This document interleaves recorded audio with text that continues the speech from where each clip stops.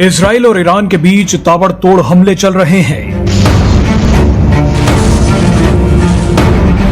और ये पाकिस्तान कर रहा है for United states of America, because Israel को तो दे डोंट है, खाने को तो है नहीं उसके पास। आप उसकी झोली में 10 रुपए डाल दो, वो तो आपके गुण लाएगा।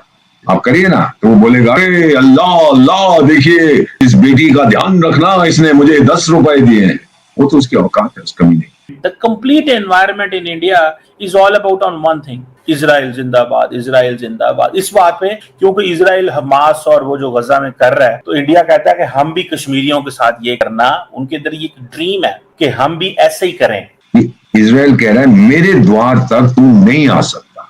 नहीं माना ईरान, अपने आप को चौधरी समझता रहे, क्या हो जाएगा, ये हो जाएगा। और फिर उसने जहाज अपने 4000 किलोमीटर, 2000 जाना 2000 आना, मिड एयर रिफ्यूलिंग। किसकी एयर स्पेस से गए थे पता है आपको? इराक की, सऊदी अरेबिया और जॉर्डन। तो ये जो ड्रोन्स चले ईरान के अंदर और जो इतनी तबाही हुई, आई होप कि ईरान के लोगों को ये समझ आ जाए कि ये पाकिस्तान दुश्मनी जो है या हिंदुस्तान दोस्ती जो है, ये भारत से बात क्या करेंगे। भारत ने अगर कहा कि आप दाऊद इब्राहिम और हाफिज सईद और इस तरह के लोग हमें दे दें, तो क्या ये देने को तैयार हैं? हालांकि उन लोगों को दे देने से यहाँ फर्क कोई नहीं पड़ने वाला, इसलिए कि उसी माइंडसेट के इन्होंने करोड़ों लोग और बना दिए। बताता हूँ 4 उस रीजन की।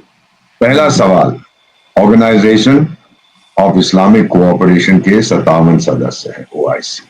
चौधरी कौन है? पाकिस्तान कहता है जी मेरे पास अमेरिका के न्यूक्लियर हथियार है, अपने तो उसके पास है नहीं। मेरे पास न्यूक्लियर हथियार है तो मैं चौधरी। टर्की वाला कहता है भाई चुप कर जा, मैं ऑटोमन सुल्तान का सक्सेसर हूं, मैं हूं। सऊदी अरब कहता है एक झापड़ मारूंगा, दोनों मस्जिदें तो मेरे पास है, मक्का और मदीना, मैं हूं। और फिर वो जो बैठा हुआ ईरान, वो कहता है जाओ चुप कर जाओ, देखिए मेरी ताकत, मेरी फौज देखिए, मैं हूं। ये 4 तो भिड़ रहे हैं कि लीडर कौन है। फर्स्ट रियलिटी होता है।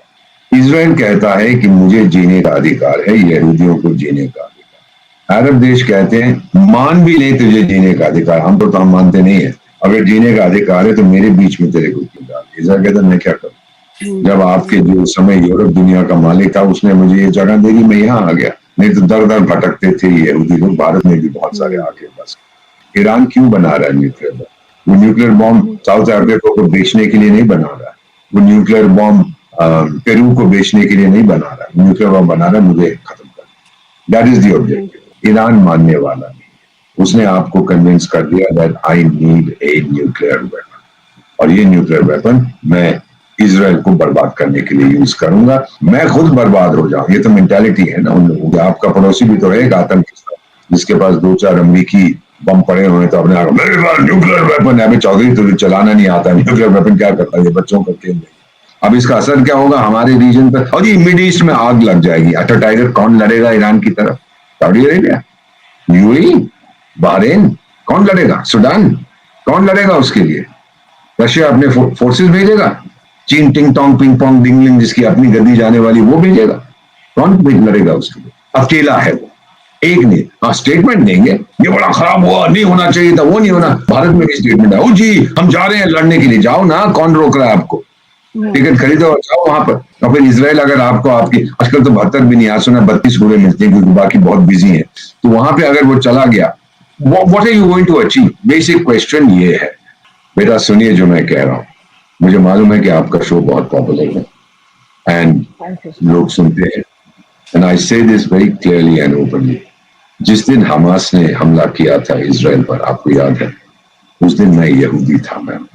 और आपको ये भी याद होगा, ये बुढ़ा खमेनी जो बोल रहा था, भाषण दे रहा था, इस्लामी समुदाय पर देखिए कितने अत्याचार हो रहे हैं, देखिए गाजा में हो रहा है और कश्मीर में हो रहा है। अबे तेरे को पता भी है कश्मीर कहाँ पे है? बोलने की क्या जरूरत है? सठियाने नब्या गया है, सठियाने गया, 95 साल का दिमाग, बुद्धि तो है नहीं उसकी। वो कश्मीर में भी ये हो रहा है। Who told you to say that? पर एक तरफ से हमें कहता हूँ ब्रदर सिस्टर करता है, मेरे साथ दूसरी तरफ से तो ये कहने की शुरू कर देगा मैंने अभी कुछ नहीं कहा। 100 लोगों से बात करेंगे, 99 आपसे कहेंगे इजराइल ने बहुत अच्छा किया। यहूदियों को अधिकार है ना जीने का, वो भी तो इंसान है। श्री हिटलर ने जो उनके साथ किया था, हम लोग कैसे उसको भूल सकते? अच्छा जी, आजकल बिलावल साहब की गुड्डी बड़ी चढ़ी हुई है, हर बंदा उनकी तारीफ कर रहा है और उनका अंग्रेजी का जो इल्म है वो उनके बहुत काम आ रहा है। और आज कहा जा रहा है जी कि पाकिस्तान की सबसे अच्छी तर्जुमानी अगर कोई कर रहा है तो वो बिलावल है।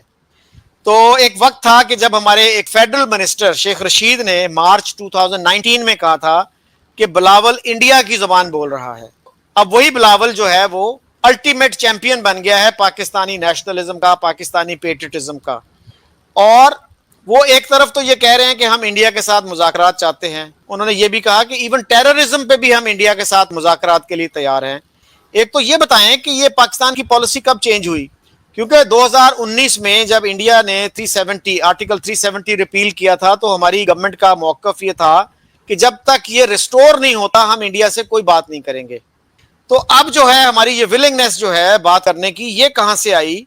और फिर उस ख्वाहिश के साथ कि हम बात करना चाहते हैं इंडिया से, वो प्राइम मिनिस्टर मोदी के खिलाफ जो है वो अनडिप्लोमेटिक लैंग्वेज यूज करते जा रहे हैं। और अक्सर वो ये कहते हैं जी कि he is a butcher of Gujarat.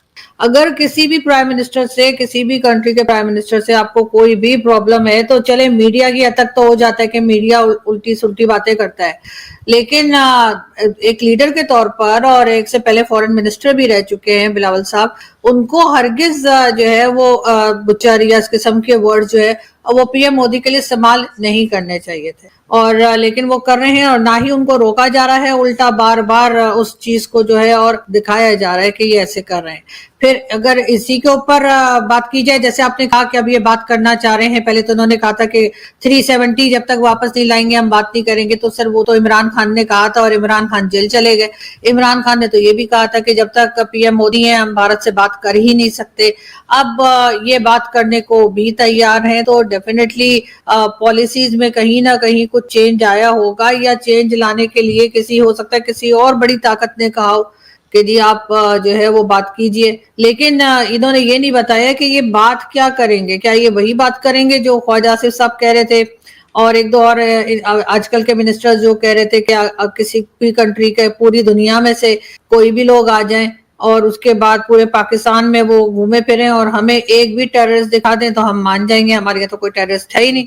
तो भारत से अगर ये बात करेंगे और भारत इनको ये कहेगा कि जी आपके यहाँ से टेररिज्म हो रही है, तो ये मानने वाले तो है नहीं, इन्होंने तो इनकार कर देना है। और साथ ही इन्होंने ना हाफिज सईद को मानना है ना किसी और को मानना है कि वो टेररिस्ट है। तो ये बातचीत किस चीज के ऊपर करेंगे? कश्मीर के ऊपर करेंगे।